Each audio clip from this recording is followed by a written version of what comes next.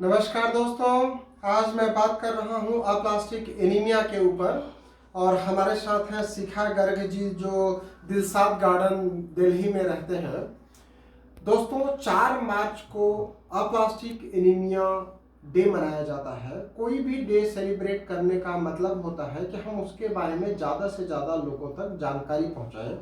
और हमने 4 मार्च को ही एक अप्लास्टिक एनीमिया अवेयरनेस सेमिनार रखा हुआ है इंदौर में। ये लोग दिल्ली से केवल इंदौर में अप्लास्टिक एनीमिया सेमिनार को अटेंड करने के लिए आए हैं। शिखा जी का ट्रीटमेंट चल रहा है हमारे यहाँ 6 अक्टूबर 2019 से। शिखा गर्ग पढ़ाई कर रही थी, इसका फाइनल ईयर था, अभी बताएगी। उसी बीच में इसको अप्लास्टिक एनीमिया हो गया और पीएनएच पॉजिटिव आ गया। इसका हीमोग्लोबिन 3.5 3.5 ग्राम परसेंट और प्लेटलेट 10,000 हो गया। प्लेटलेट नॉर्मल व्यक्ति के शरीर में 1.5 लाख से 4 लाख होना चाहिए और हीमोग्लोबिन नॉर्मल व्यक्ति के शरीर में 11.5 से 15 होना चाहिए फीमेल्स के लिए। कहाँ 11.5 और कहाँ 3.5। इसको बहुत मेंस्ट्रुअल ब्लीडिंग हुई, हैवी मेंस्ट्रुअल ब्लीडिंग हुई, उसके कारण इसका हीमोग्लोबिन कम हो गया और शरीर पर ऐसा चकत्ते आ गए, नीले नीले स्पॉट्स आ गए। स्कूल में वो गिर गई, कॉलेज में। उसके बाद इसका इन्वेस्टिगेशन कराया गया इन लोगों के द्वारा और इन्वेस्टिगेशन में इनको पता चला कि उसको अप्लास्टिक एनीमिया हो गया और पीएनएच भी पॉजिटिव आ गया। अभी शिखा जी बताएंगी हमको कि क्या क्या परेशानी हुई।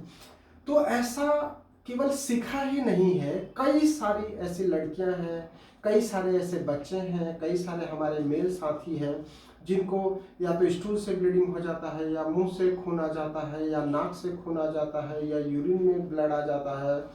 और हैवी मेंस्ट्रुअल का तो बहुत सारे केसेस मैंने देखा है। तो ऐसा क्या कारण है जिससे ये परेशानी हो रही है? उनको क्या ध्यान रखना चाहिए? उनको क्या खान पान अपनाना चाहिए? उस पर हमने एक सेमिनार ऑर्गेनाइज करा है। सेमिनार केवल आमंत्रित लोगों के लिए ही है, सबके लिए नहीं है, क्योंकि कोविड का ध्यान रखना है, बहुत ज़्यादा भीड़ नहीं बढ़ाना है। यह सेमिनार होटल अमर विलास में 4 मार्च को है। तो हमारा उद्देश्य है कि लोगों को हम ट्रीटमेंट के साथ साथ अवेयरनेस भी दें कि उनको कैसे अपना ध्यान रखना है, कैसे बीमारी से बचना है, बीमारी हो जाने पर क्या करना है। आइए जानते हैं कि शिखा गर्ग जी को क्या परेशानी थी। पहले तो ये क्या पढ़ाई कर रही है उसके बारे में भी उससे जानते हैं, और उसको बीमारी होने से पहले क्या हुआ, बीमारी होने के दौरान क्या हुआ, और होम्योपैथी ट्रीटमेंट लेने से क्या बेनिफिट्स हुए, उस पर चर्चा करते हैं। Yes Shikha ji, please. Good afternoon. मेरा नाम शिखा है, मैं दिल्ली में रहती हूँ और मैं ऑक्यूपेशनल थेरेपिस्ट हूँ। जब मार्च 2019 के अंदर मुझे बहुत ज़्यादा हेवी ब्लीडिंग हुई मेंसेस के अंदर, तो मुझे लगा कि नॉर्मल हार्मोनल प्रॉब्लम है तो उसकी वजह से ही हो रहा है। बट अप्रैल के अंदर भी सेम प्रॉब्लम दोबारा हुई, तो हमने एक नॉर्मल गायनेकोलॉजिस्ट से कंसल्ट किया। उन्होंने ब्लीडिंग कंट्रोलिंग पिल्स दे दी थी, जिसकी वजह से मतलब ब्लीडिंग तो थोड़ी सी कंट्रोल हो गई, बट फिर भी जैसे चक्कर आना और किसी भी चीज़ में मतलब बहुत जल्दी से थकावट हो जानी, ये सब चीज़ें होती रही। तो हम एक नॉर्मल पास वाले ही हॉस्पिटल में गए थे। तो वहाँ पर उन्होंने बोला कि सीबीसी की एक जांच करा लीजिए। उस जांच में मेरा हीमोग्लोबिन 3.5 आया और प्लेटलेट काउंट 10,000 आया। तो उन्होंने बोला कि इसको इमीडिएटली ब्लड ट्रांसफ्यूजन की ज़रूरत है। तो हम मैक्स हॉस्पिटल में गए दिल्ली के। वहाँ पर मुझे 3 यूनिट ब्लड ट्रांसफ्यूजन हुआ और 4 यूनिट प्लाज्मा चढ़ा।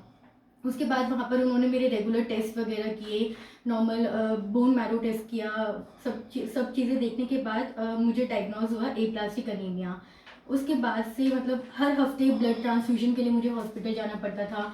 प्लेटलेट काउंट बहुत ज़्यादा ही कम रहने लग गया, बार बार कभी गम्स में से ब्लीडिंग हो जाती थी। हर हफ्ते ट्रांसफ्यूजन के लिए जाना पड़ता था। तो उन्होंने मुझे एडवाइस किया कि बोन मैरो ट्रांसप्लांट करवा लीजिए, क्योंकि आपकी एज अभी कम है, तो बाद में भी दिक्कत हो सकती है इससे। तो मतलब दवाई चलती रही मेरी, और उनके साथ साथ ही 4-5 महीने तक मैंने वही दवाई खाई। उसके बाद यूट्यूब पे मेरी मम्मी को एक वीडियो के थ्रू डॉक्टर ए.के. द्विवेदी के बारे में पता चला। वहाँ पर उन्होंने बहुत सारी वीडियोस देखी उनकी कि एप्लास्टिक अनीमिया के लिए बहुत अच्छा ट्रीटमेंट प्रोवाइड करते हैं, बहुत अच्छा रिलीफ होता है। उसके बाद से अक्टूबर 2019 में हमने सर का ट्रीटमेंट लेना स्टार्ट किया। फर्स्ट मंथ में ही मतलब मेरा प्लेटलेट ट्रांसफ्यूजन जो था वो तो बंद ही हो गया। मुझे उस दवाई के बाद कभी प्लेटलेट ट्रांसफ्यूजन की ज़रूरत नहीं पड़ी। और जो ब्लड ट्रांसफ्यूजन जो मुझे हर 15 दिन में 20 दिन में करवाना पड़ता था, वो धीरे धीरे 1 महीना हुआ, फिर 1.5 महीना होता गया। मतलब ऐसे ऐसे करके टाइम पीरियड बहुत जल्दी जल्दी ही बढ़ गया। अप्रैल 2020 के अंदर मेरा लास्ट ब्लड ट्रांसफ्यूजन हुआ था। उसके बाद से अब तक मुझे किसी भी ब्लड ट्रांसफ्यूजन की ज़रूरत नहीं पड़ी। और अब जब मैंने जांच कराई तो उसमें मेरा हीमोग्लोबिन भी 10.4 आया और प्लेटलेट काउंट भी 50,000 आया। अभी कोई कमजोरी, कोई नहीं सर, ब्लीडिंग, कुछ प्रोफ्यूज कुछ मेंसेस की नहीं, कुछ परेशानी नहीं है? कुछ नहीं। Very good. अब सब कुछ नॉर्मल है। कुछ माता जी बोलेंगी, आप कुछ बोलेंगी? बिल्कुल घबराइए नहीं। इनकी माता जी रोने लग जाती हैं, भाई गंभीर बीमारी है, बच्ची इतना कम उम्र में उसको बहुत ज़्यादा प्रोफ्यूज ब्लीडिंग की शिकायत थी, या प्लास्टिक एनीमिया हो जाने से भी ब्लीडिंग बहुत ज़्यादा होती है, और ब्लीडिंग बहुत ज़्यादा होने से कमजोरी, थकान या चक्कर आना बहुत स्वाभाविक सी बात है। तो ये लोग दिल्ली से सेमिनार अटेंड करने आए हैं, हम इनको बहुत सारा धन्यवाद देते हैं। जो लोग ठीक हो जाते हैं उनका दायित्व बनता है कि हम समाज के लिए, सोसाइटी के लिए काम करें, सो दैट कि ऐसे जो लोग पीड़ित हैं इस कठिन बीमारी से, उनको भी एक राह मिले। वो लोग क्या है कि हतोत्साहित हो जाते हैं, जीवन से निराश हो जाते हैं। कई लोग तो हमारे पास आते हैं, बोलते हैं कि ऐसे जीने से तो मरना ही बेहतर है, हम मर जाएंगे। ऐसा हताश नहीं होना है। आप प्रयास करेंगे तो कितनी भी गंभीर समस्या क्यों ना हो, कितनी भी कठिन बीमारी क्यों ना हो, हम उससे जीत जरूर हासिल करेंगे, जैसा शिखा ने अपनी बीमारी पे जीत हासिल किया है। तो हम लोग कल के सेमिनार में मिलते हैं। धन्यवाद शिखा जी, थैंक यू।